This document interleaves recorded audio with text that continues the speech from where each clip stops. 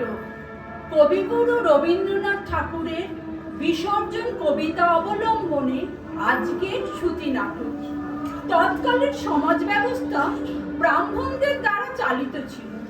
তাদের কুসংস্কার ও অন্ধবিশ্বাস মানব সমাজকে ভুল পথে চালিত করত। ব্রাহ্মণের পরচনা এক অসহায় নারী তার অসুস্থ শিশুপুত্রকে সুস্থ করে তুলিবার আশায় গঙ্গাবক্ষে বিসর্জন দেয়। বিসর্জন শ্রুতি নাটকের চরিত্র তিনটি, দুই বান্ধবী মল্লিকা ও মাধবী আর ব্রাহ্মণ পূর্ণী। শুরু হচ্ছে শ্রুতি নাটক বিসর্জন।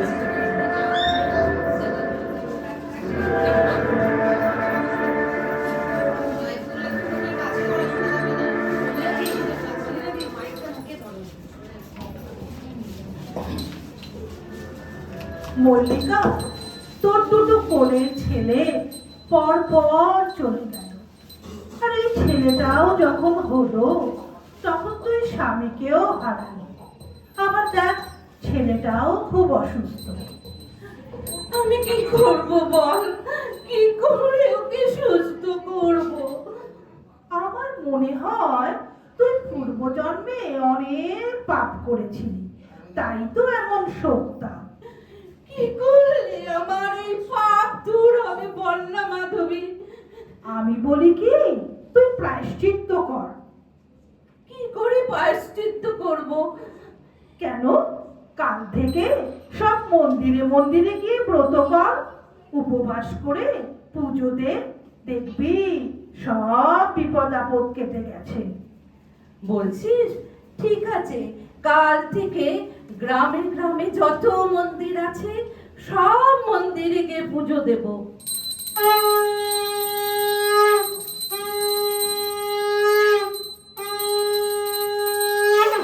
মা গো, মা কালী, আমার ছেলেকে একটু ভালো করে দাও মা। আমি আবার তোমার ব্রত রেখেছি মা গো। মা, মা গো, মা।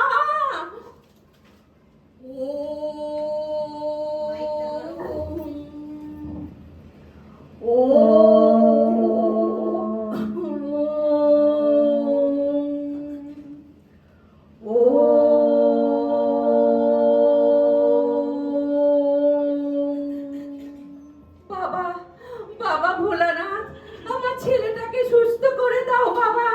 ও ছাড়া যে আমার এই জগতে কেউ নেই বাবা।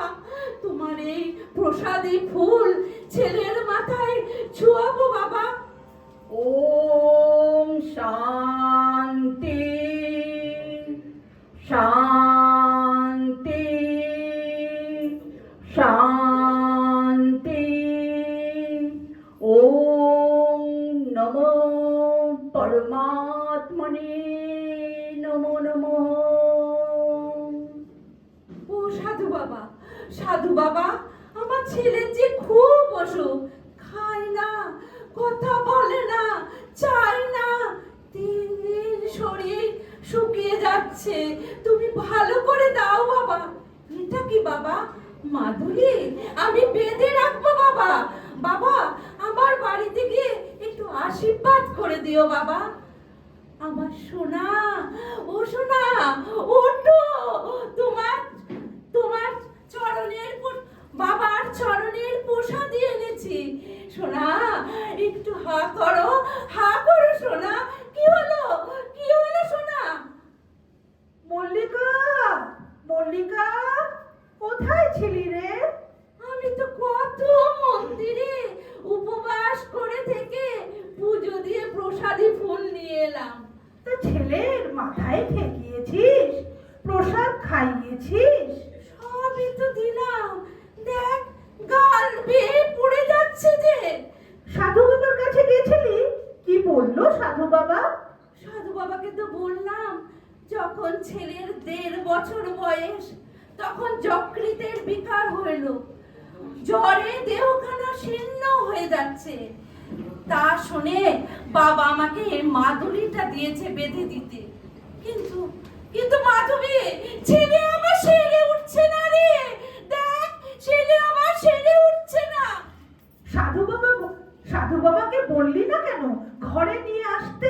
হ্যাঁ, আমি বলেছিলাম, সাধু বাবা বলেছেন সামনের অমাবস্যায় সন্ধেবেলায় আমার ছেলেকে আশীর্বাদ করতে আসবে। ও আচ্ছা, এবার তুই কিছু মুখে দে। না না না না, আজ আর আমি আর কিচ্ছু খাবো না, আমি ব্রত উদযাপন করবো। না খেয়ে খেয়ে মরবি বুঝি? তুই মরলে ছেলেকে কে দেখবে শুনি? যা কিছু মুখে দে, আমি না হয় আবার পরে আসবো খন।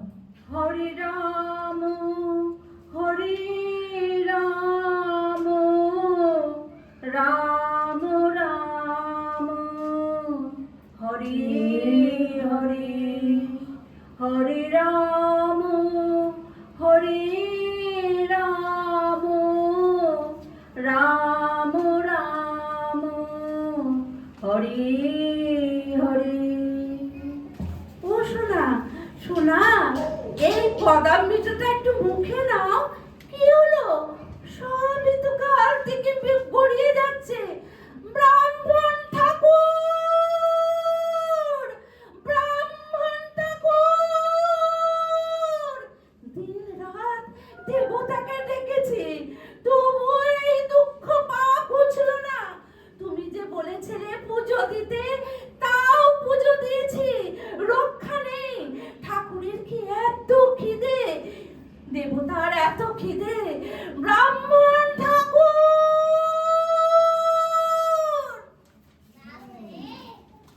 তুমি নিষ্ঠা ভরে পুজো দিয়েছো কি?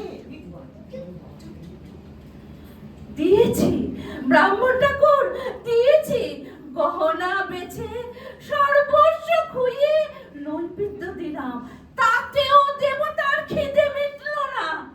বাছা, এ যে ঘোর কলি, অনেক করেছো ঠিকই, তবু বলি আজকাল কি তেমন ভক্তিকারও আছে? সত্যযুগে লোকজন যা পারত, আজ কি তোমরা কেউ তা পারো? ছেলের মঙ্গলে কামনায় মাকে পুজো দেব, এর মধ্যে নিষ্ঠা না থাকার কি আছে ব্রাহ্মণ ঠাকুর? শোনো বাছা, তোমাকে সত্যযুগের একটা কাহিনী বলি। দানবীর কর্ণের কাছে ধর্মরাজ এসে ব্রাহ্মণের বেশে কর্ণের পুত্রকে চাইল। তখন কর্ণ নিজের হাতে সন্তানকে কেটে সেনরূপী ইন্দ্রের মুখে তুলে দিল সন্তানের মাংস। আর তখনই কর্ণ চোখের নিমেষে ফিরে পেল তার অক্ষত পুত্রকে।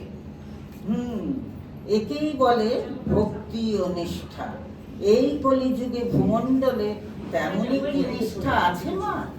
তাহলে ব্রাহ্মণ ঠাকুর এই যে দিন রাত্রি উপবাস করে দেবতারে দুয়ারে দুয়ারে ভিক্ষা করে যাচ্ছে ছেলের জন্য, সবই মিথ্যে হলো, সবই মিথ্যা। ছেলেবেলায় মার কাছে গল্প শুনেছিলাম, আমাদের গ্রামের কাছাকাছি এক নারী কোনো পথ না পেয়ে মা গঙ্গার কাছে প্রথম গর্ভের ছেলেকে মানত করল। কিন্তু পুত্র জন্মের পরেই তার স্বামীও মারা গেল। তখন সে মা গঙ্গাকে নিষ্ঠা নিয়ে বলল, এই আমার প্রথম পুত্র ও এই আমার শেষ, এ জন্মে আর পুত্রের আশা নেই। মা, তোমারই কোলেতে আমার ছেলেকে দিলাম, তুমি গ্রহণ করো। এই বলে অমনি ছেলেকে গঙ্গায় নিক্ষেপ করলো। কয়েক মুহূর্তের মধ্যেই মা গঙ্গা সেই পুত্রকে মায়ের কোলে সমর্পণ করলো। নিষ্ঠা একে বলে, বুঝেছো বাছা? এতদিন ধরে বৃথা ব্রত করলাম, বৃথা দেবর্চনা করলাম, এই নিষ্ঠাই না পাপিষ্ঠার ফল মিলল না। যাও বাড়ি যাও বাছা, নিষ্ঠা ভরে ঠাকুরকে ডাকো।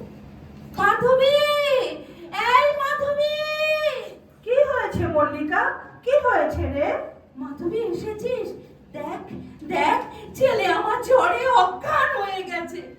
যতবার ওষুধ খাওয়াই ততবার পড়ে যাচ্ছে, গলা দিয়ে নামছে না, দাঁতে দাঁতে লেগে যাচ্ছে। কি হবে বন্যা রে? বৈদ্যকে খবর দিয়েছিস? একটাবার বৈদ্যকে খবর দিলে হয় না? বৈদ্য নারী দেখে চলে গেলেন। মাধবী, এই দেখ সোনা চারিদিকে কেমন চেয়ে আছে, শোনা আমার, এই তো তোমার মা, এই যে মায়ের কোল, এই তো। ভয় কি রে বাবা? এ কি মাধবী, হাওয়ায় আমার জিভটা নিভে গেল কেন? কি হলো মল্লিকা, কি হলো? ছুটে কোথায় চলে যাচ্ছিস? ওই যে মায়ের ডাক শুনতে পেয়েছি। পূর্ণিমার জাহ্নবীর জলে জোয়ার এসেছে। তাতে কি হয়েছে মল্লিকা?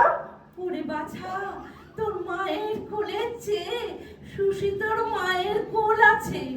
কি হলো, কি হলো? ছেলেকে কোথায় নিয়ে যাচ্ছিস?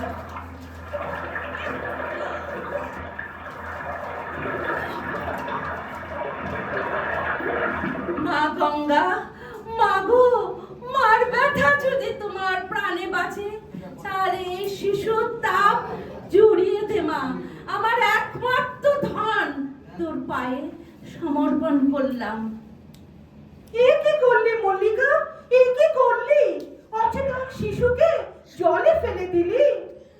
মা গো, মা, সুস্থ করে ওকে ফিরিয়ে দিস মা। তুই চোখ বুঝে কি ভাবছিস মল্লিকা? তুই এ কি সর্বনাশ করলি? ওই তো দেবী বলছেন, তুই ধর, তোর ধন তোকে ফিরিয়ে দিলাম।